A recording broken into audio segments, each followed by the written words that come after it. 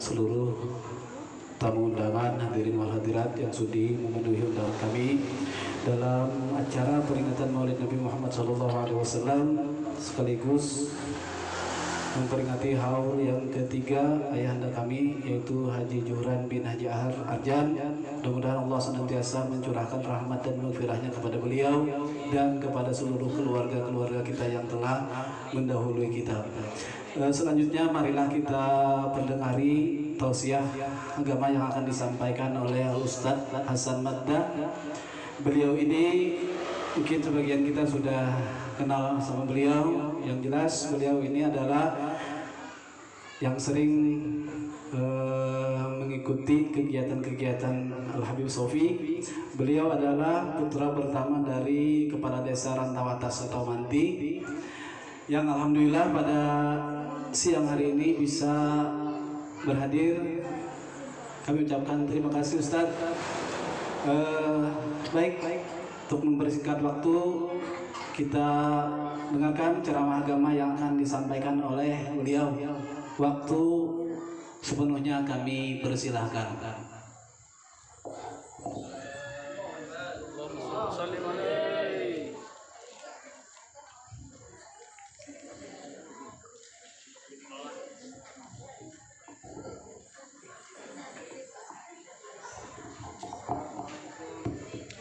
Assalamualaikum warahmatullahi wabarakatuh.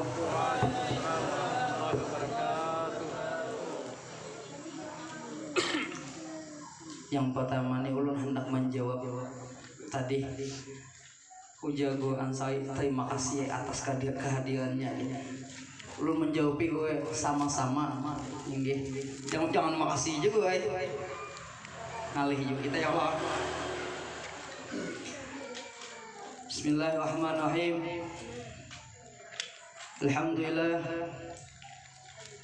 Alhamdulillah wassalatu wassalamu ala nabiyillah Muhammad ibn Abdillah wa ala alihi wa sahbihi wa mawalah.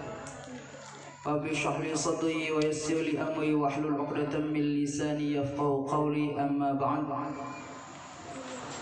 Tama-tama ta'zimi wa ihtirami kepada Pak Asatid, Tuan Guru yang berhadir hari ini, di siang hari ini, khususnya kepada akhina fillah walillah Al-Ustadz Fadli bin Muslim, dan juga Ustadz yang di samping sini.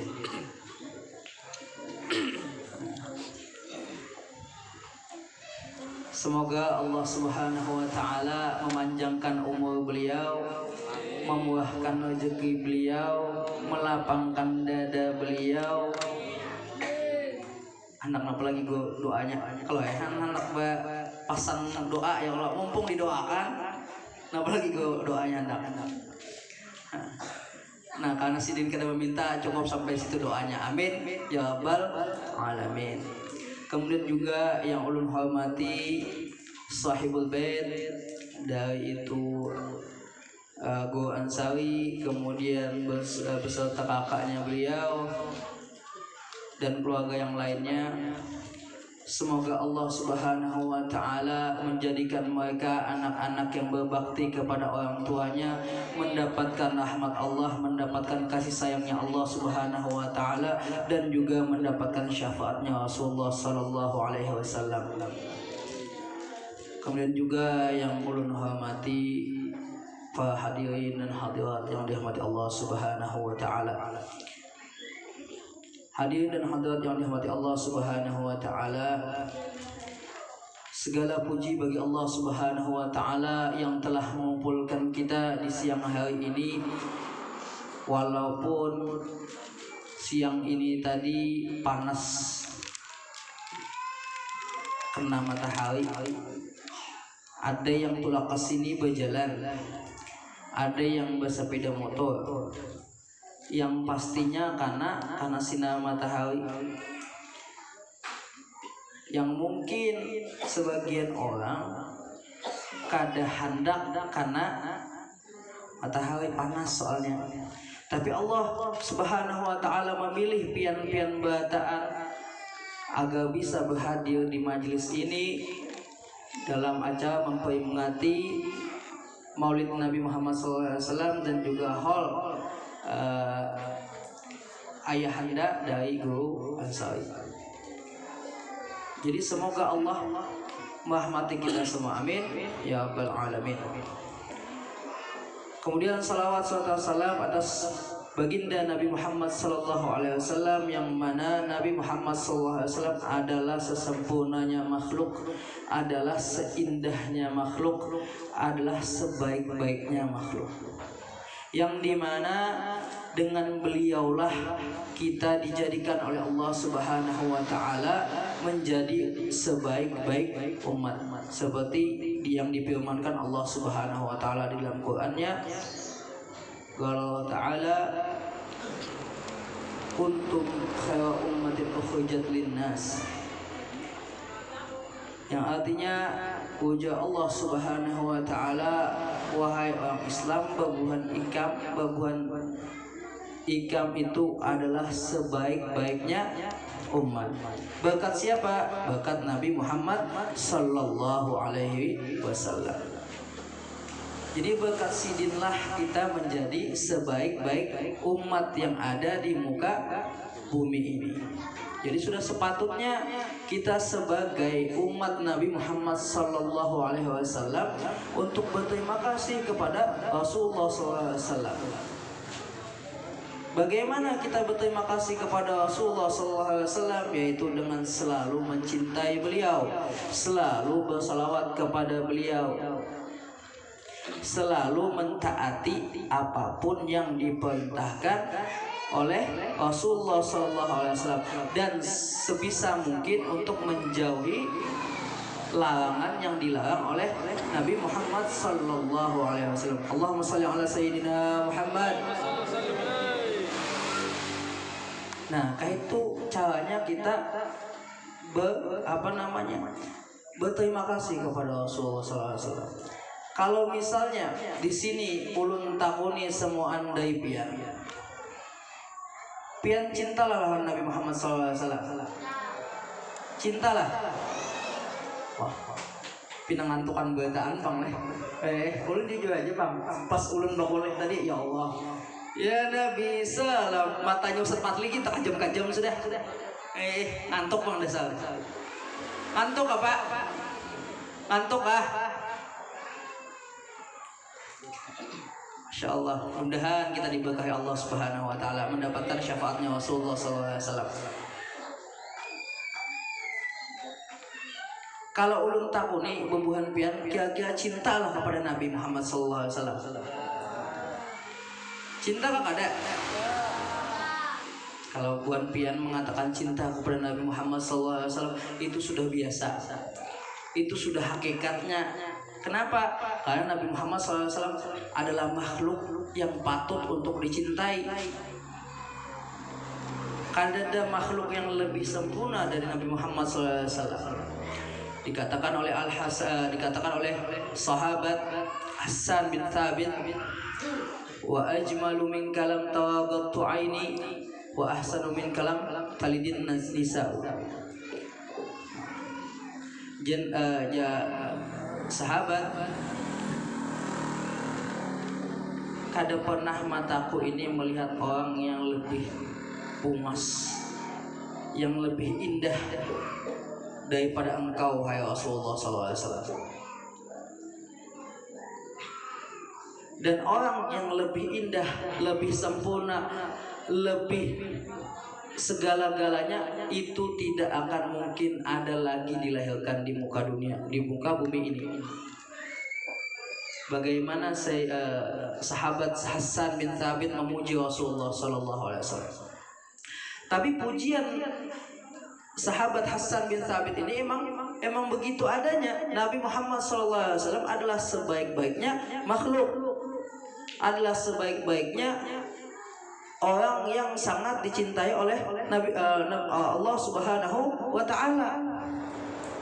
Oleh karena itu wajar kalau kita cinta dengan Nabi Muhammad SAW. Itu sangatlah wajar. Sekarang pertanyaannya, apakah kita patut untuk dicintai oleh Nabi Muhammad SAW? Apakah kita pantas untuk dicintai oleh Nabi Muhammad SAW? Dengan apa? Dengan banyaknya dosa di dalam diri kita, dengan banyaknya kita melanggar perintah Nabi Muhammad SAW, apakah pantas kita mendapatkan cinta Nabi Muhammad SAW? Kira-kira pantaslah. Apa? Bu, pantaslah. Kalau menurut kita ini kada pantas. Kita yang pendosa, kita yang banyak melanggar perintah Rasulullah SAW. Tapi kita memohon kepada Allah Subhanahu wa Ta'ala, yang mana kita ini adalah pendosa, agar bisa dicintai oleh Nabi Muhammad SAW. Nah, tapi bagaimana caranya agar kita dicintai oleh Nabi Muhammad SAW? Nah, itu yang perlu kita pikirkan. Kalau kita mencintai Nabi Muhammad itu sudah sepatutnya, sudah pantas benar kalau Nabi Muhammad SAW itu dicintai. Tapi bagaimana caranya agar Nabi Muhammad SAW menoleh kepada kita, mengenal kita, dan sampai mencintai kita? Yaitu dengan apa? Dengan memperbanyak salawat kepada Nabi Muhammad SAW. Allahumma shalli ala sayyidina Muhammad. Yang mana dikatakan salawat ini, ketika kita bersalawat kepada Nabi Muhammad SAW, maka akan langsung disampaikan oleh malaikat kepada Nabi Muhammad SAW. Misalnya Ustaz Fadli yang bersalawat, Ustaz Fadli bersalawat 1 kali, langsung disampaikan oleh malaikat kepada Nabi Muhammad SAW. Wahai Nabi Muhammad SAW, hari ini jam seini di tempat ini bahwasanya Al Ustadz Fadli, tapi malaikat tadi yang berustad pang lah, ulun aja bang,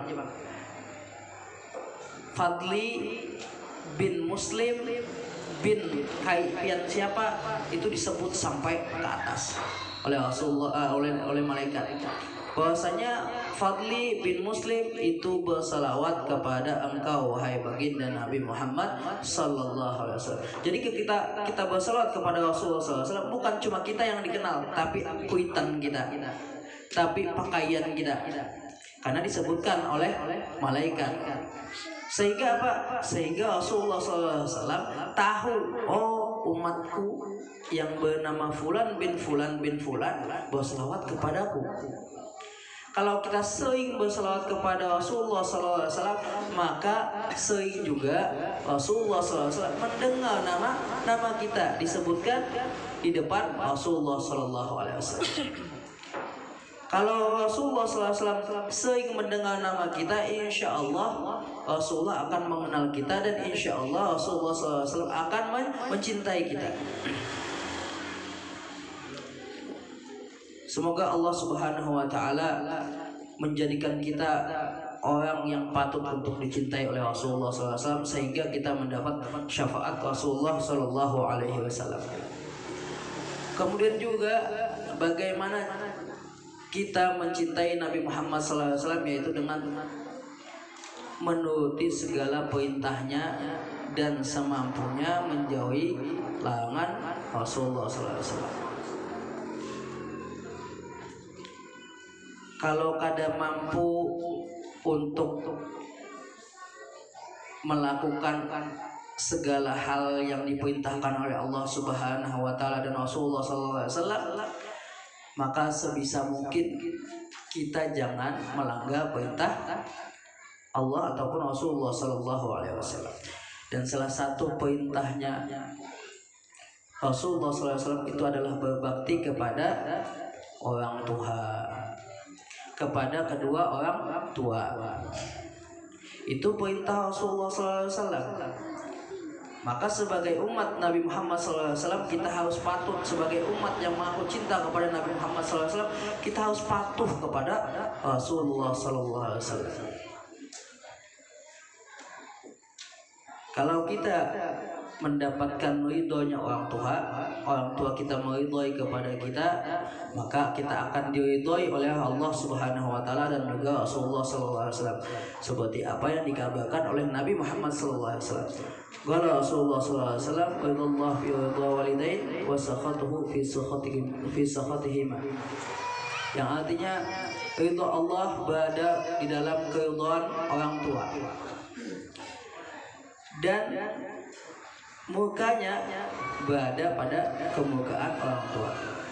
Kalau orang tua kita ridho dengan kita, maka ridhonya Allah juga akan turun kepada kita. Ridhonya Rasulullah SAW juga akan kita dapatkan. Tapi kalau orang tua murka kepada kita, maka yang pastinya kita akan mendapatkan murkanya Allah Subhanahu wa ta'ala. Dan salah satu hal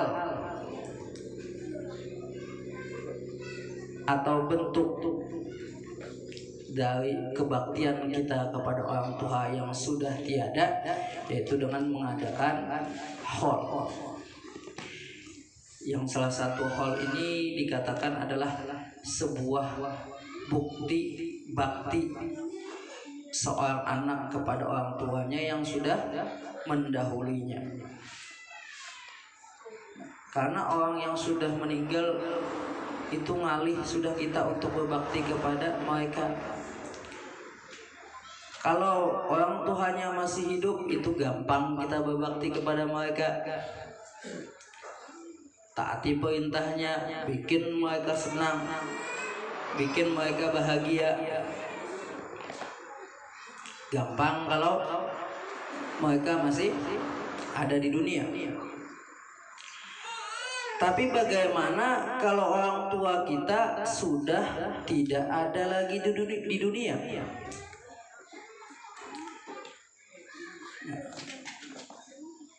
Bagaimana cara kita untuk berbakti kepada mereka? Yaitu dengan mendoakan kepada mereka. Jangan sampai di dalam doa kita kadada atau tidak ada nama orang tua kita termasuk di dalam doa kita. Kalau kita mengaku bakti kepada orang tua, maka kita harus di dalam doa kita harus ada nama kuitan kita sebagai bukti bakti kita kepada kedua orang tua. Yang pertama, harus adanya atau setiap kita berdoa adanya nama orang tua kita doakan. Yang kedua, kalau misalnya kita beribadah, menghadiri majelis misalnya, atau bersedekah misalnya, niatkan untuk menghadiahi orang tua. Insya Allah disampaikan oleh Allah Subhanahu wa ta'ala pahalanya kepada orang tua kita. Yang ketiga, berbaik akhlak, berbaik kepada orang-orang yang dibaiki orang tua kita.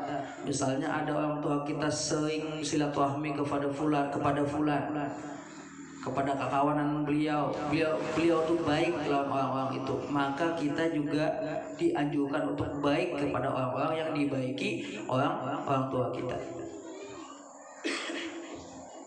Jadi itu bakti kita kepada orang tua. Kalau sudah kita bakti kepada orang tua, insya Allah mendapatkan ridhonya Allah Subhanahu wa ta'ala dan mendapatkan ridho Rasulullah sallallahu alaihi wasallam. Berapa banyak orang yang dimuliakan oleh Allah Subhanahu wa ta'ala karena kebaktiannya kepada orang tua. Salah satu orang yang dimuliakan oleh Allah Subhanahu wa ta'ala yaitu adalah Uwais Al-Qarni. Uwais Al-Qarni dimuliakan oleh Allah Subhanahu wa ta'ala, bahkan dimuliakan juga oleh Rasulullah sallallahu alaihi wasallam. Karena apa? Karena kebaktiannya kepada orang tuanya. Waktu itu Uwais Al-Qarni ini hidup di zaman Rasulullah SAW, tapi beliau bukan sahabat. Uwais Al-Qarni ini bukan sahabat. Kenapa? Karena sahabat itu adalah orang yang hidup di zaman Rasulullah SAW, bertemu dengan Rasulullah SAW, beragama Islam, dan meninggal dalam agama Islam. Nah, sedangkan Uwais Al-Qarni ini benar dia Islam, benar dia ini hidup di zaman Rasulullah SAW. Tapi satu, dia selama Rasulullah SAW hidup kada pernah atau tidak pernah bertemu dengan Nabi Muhammad Sallallahu Alaihi Wasallam. Allahumma salli ala Sayyidina Muhammad. Sekalipun kada pernah Uwais Al-Qarni ini bertemu Nabi Muhammad SAW. Karena apa? Karena ketika ingin bertemu tidak bisa meninggalkan orang tuanya. Di mana Uwais Al-Qarni tinggal, yaitu di Yaman. Sedangkan perjalanan Yaman ke daerah Madinah atau Mekah itu jauh. Kada kayak kita wah ini ada pesawat, kada kayak kita wah ini ada mobil, ada sarana untuk memudahkan perjalanan kita. Zaman dahulu cuma onta aja. Ya kalau ontanya sehat, kalau ontanya penguleo juga alih juga. Jadi untuk meninggalkan orang tuanya ini kada mampu Uwais Al-Qarni. Akhirnya sudah diurus orang tuanya. Diurus orang tuanya sampai orang tuanya meninggal. Oleh karena itu tidak bisa bertemu. Jangan dilihat kayak itu Ustaz. Oleh karena itu sampai Rasulullah SAW meninggal, Uwais Al-Qarni ini tidak bisa bertemu atau berjumpa dengan Nabi Muhammad Sallallahu Alaihi Wasallam. Tapi sebelum Rasulullah SAW meninggal, Rasulullah SAW sudah berpesan kepada para sahabat, khususnya kepada Sayyidina Umar dan Sayyidina Ali, Sayyidina Umar dan Sayyidina Abu Bakar kalau nggak salah. Ujar Rasulullah SAW, karena ada rombongan haji dari Yaman, dan di situ terdapat satu orang yang bernama Uwais Al-Qarni. Mintalah doa kepada Uwais Al-Qarni, wahai Umar, wahai Abu Bakar. Siapa Uwais Al-Qarni dalam hati Sayyidina Umar dan Sayyidina Abu Bakar? Kok bisa Rasulullah SAW menyuruh kami para sahabat minta doa kepadanya? Tapi namanya sahabat adalah orang yang paling patuh dengan Rasulullah SAW, ya sudah didengar. Sampai Rasulullah SAW wafat, terjadilah ketika itu rombongan dari Yaman berhaji ke Mekah. Tahu akan hal tersebut, Sayyidina Umar dan Sayyidina Abu Bakar langsung mendatangi rombongan haji dari Yaman. Dan mereka berdua bertanya, mana yang bernama Uwais Al-Qarni? Oh, ya orang tuh di sana orangnya. Didatangi sampai ketemu dengan Uwais Al-Qarni. Kemudian dikatakan oleh Sayyidina Umar, wahai fulan, saya adalah Umar dan ini adalah Abu Bakar. Kami mendapatkan amanah dari Rasulullah SAW agar meminta doa kepada engkau. Uwais Al-Qarni ini bingung. Kok sahabat minta doa kepadaku? Siapa aku? Wahai Sayyidina Umar, wahai Sayyidina Abu Bakar, kenapa bebuan pian minta doa kepadaku? Ujar Sayyidina Umar, kami kada tahu, tapi inilah amanah dari Rasulullah SAW. Kira-kira ya Sayyidina Umar, apa gang yang engkau melakukan selama ini di dalam dunia nih? Kada ada aja, Yusidin nih. Ulun kada ada melakukan hal yang istimewa menurut ulun, menurut Uwais Al-Qarni. Paling ulun ketika tahu ada Nabi Muhammad SAW, ada Nabi di akhir zaman di Mekah, ulun hendak bertemu dan ulun masuk akan agamanya Rasulullah SAW, yaitu Islam. Ulun berislam, tapi keinginan ulun tuh kada sampai Rasulullah SAW wafat, ulun belum bisa bertemu dengan baginda Nabi Muhammad SAW. Tapi kenapa ulun kada sampai atau tidak bisa bertemu dengan Nabi Muhammad SAW? Yaitu karena ulun menjagai mama ulun yang lagi sakit. Jadi ulun kada kawa melakukan perjalanan dari Yaman ke Makkah. Itu aja yang ulun lakukan, kata Uwais Al-Qarni. Kada ada yang lain. Sehingga Sayyidina Umar dan Sayyidina Abu Bakar mengetahui, oh ini karena kebaktiannya kepada orang tuanya. Sehingga Rasulullah SAW menyuruh kami untuk meminta doanya. Sehingga Rasulullah SAW mengenal nama Uwais Al-Qarni. Masya Allah, tabarakallah. Bayangkan, kita belum pernah bertemu dengan Nabi Muhammad SAW, tapi nama kita sudah disebut oleh Nabi Muhammad SAW. Bagaimana kemudian orang tersebut? Bahkan dikatakan juga nama Uwais Al-Qarni ini sudah dikenal di langitnya Allah Subhanahu wa Ta'ala. Karena kebaktiannya kepada orang tua. Tapi kalau misalnya kita kada bakti kepada orang tua, maka kita akan mendapatkan mukanya Allah Subhanahu wa Ta'ala. Bahkan diceritakan ada satu orang di zaman Rasulullah SAW yang ketika itu meninggal atau sakaratul mautnya tuh sangat lama. Pian sakaratul mautnya sakit pian. Ulun kada tahu bang, karena ulun belum suah juga. Cuma di dalam kitab-kitab tuh kayak itu sakit luar biasa. Jadi sakaratul mautnya tuh lama, lawas. Sehingga para sahabat nih beradu lawan Rasulullah SAW. Wahai Rasulullah SAW, Fulan bin Fulan dari semalam sudah sakaratul maut belum mati-mati lagi ya. Kenapa juga Rasulullah?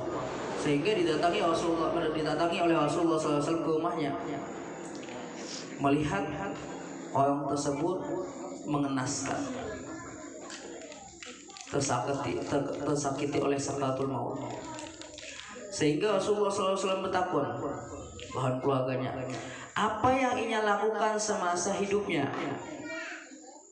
Karena dia menjawab. Kemudian ada satu orang menjawab, wahai Rasulullah,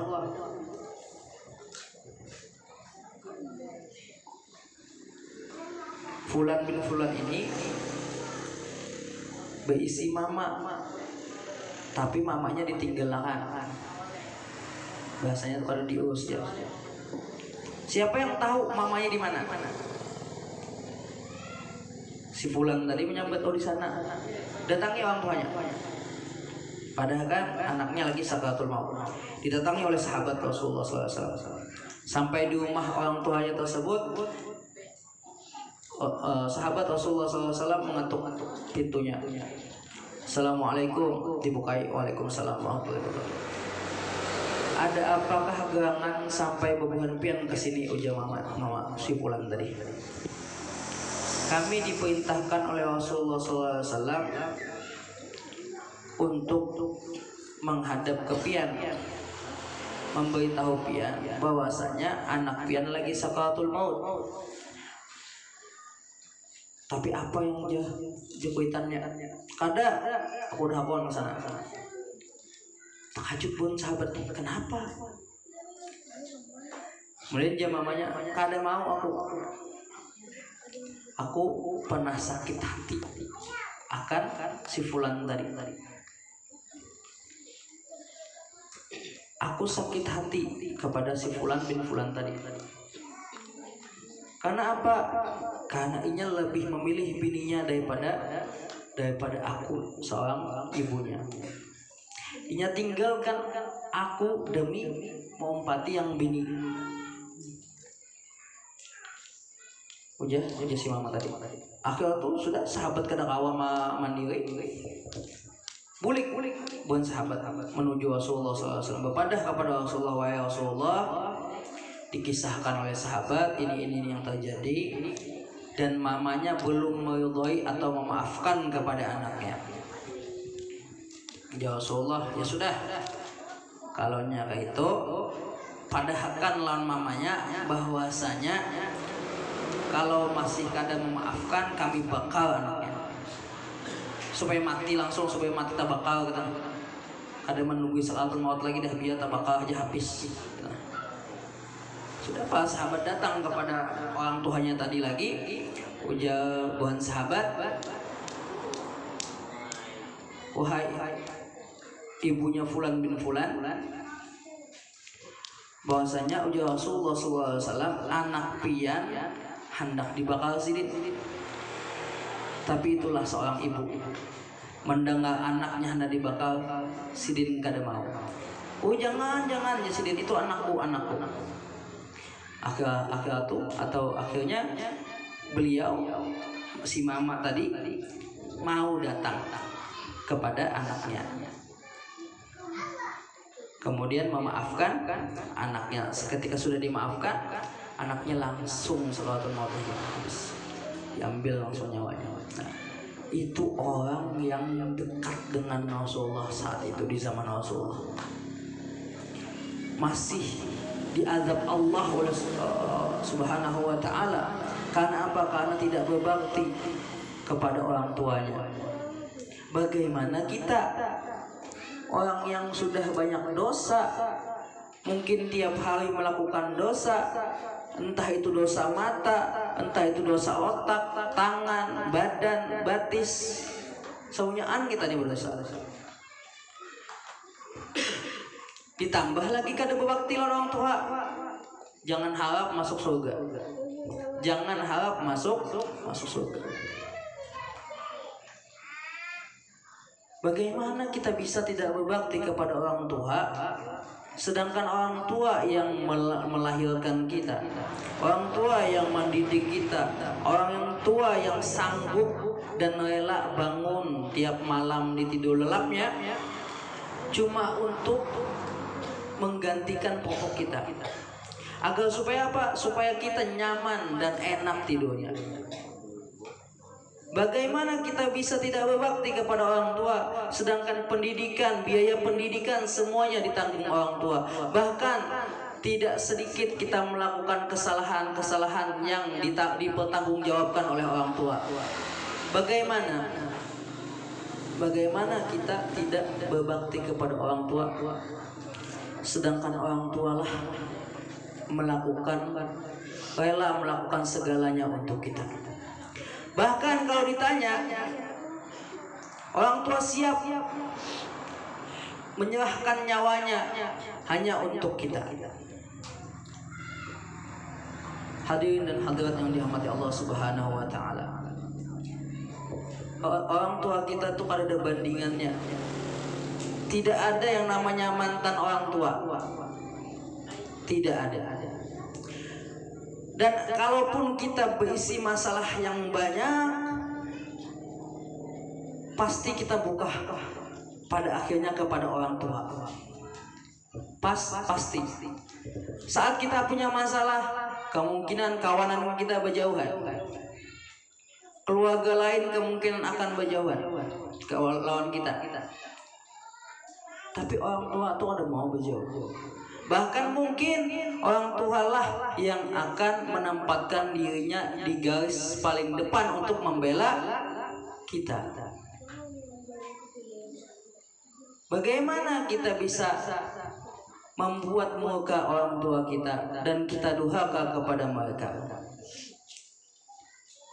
Sedangkan mereka lah yang membuat kita ada di dalam dunia ini. Oleh karena itu, hadirin dan hadirat, kita sebagai anak sudah seharusnya patuh dan berbakti kepada orang tua kita semua. Kita harus membuktikan bahwasanya kita nih bisa berbakti kepada orang tua kita. Yang masih ada, jangan sampai orang tuanya murka kepadanya. Yang sudah tidak ada lagi orang tuanya, mendahuluinya ke alam barzakh, ke alam akhirat, doakan beliau. Hadiri laksanakan haul beliau. Untuk apa? Untuk mendoakan beliau, untuk memberikan, menghadiahkan pahalanya kepada beliau. Jadilah anak yang berbakti kepada orang tuanya. Hadirin dan hadirat yang dirahmati Allah Subhanahu wa taala. Begitulah Nabi Muhammad SAW mengajarkan kita agar supaya kita bisa berbakti kepada orang tua kita. Dan kita sebagai umatnya yang mengaku cinta kepada Rasulullah SAW, maka sudah seharusnya mematuhi apapun yang diperintahkan oleh Rasulullah SAW, apalagi itu menyangkut dengan berbakti kepada orang tua kita. Semoga Allah Subhanahu wa taala memberikan kita rahmat karena kebaktian kita kepada orang tua. Semoga Allah Subhanahu wa taala dan Rasulullah SAW memberikan kita pahala, menyatukan kita dengan orang tua kita di surganya Allah Subhanahu wa taala. Semoga Allah Subhanahu wa taala dan Rasulullah SAW memberikan syafaatnya, berkat kecintaan kita, berkat kebaktian kita kepada orang tua kita. Amin ya rabbal alamin. Mungkin ini saja yang dapat saya sampaikan. Hadza minni wa minkum. Assalamualaikum warahmatullahi wabarakatuh.